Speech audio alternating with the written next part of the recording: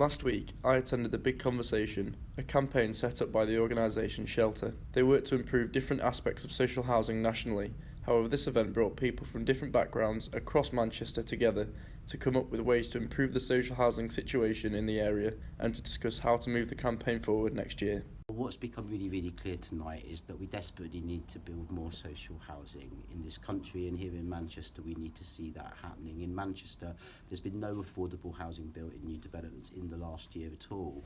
I mean, that's obviously shocking. So at Shelter we look at the housing crisis and we say it's not a crisis anymore, it's a national emergency. And we need a national movement to fix that, and we believe that we've got to build a new generation of social homes and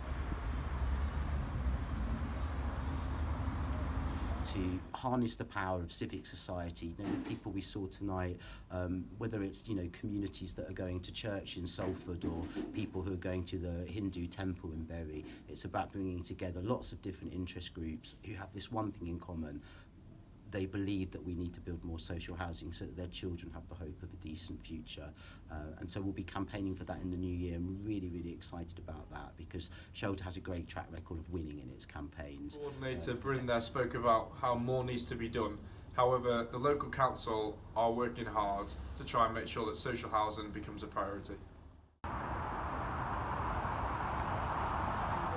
Low number of houses that are actually being built, then we have a massive population that are not going to be housed because they can't afford to buy in the private sector, and they can't afford to rent in the private sector because of the rents being too high.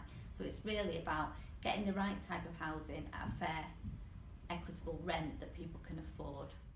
Connor Cockcroft, Salford Now.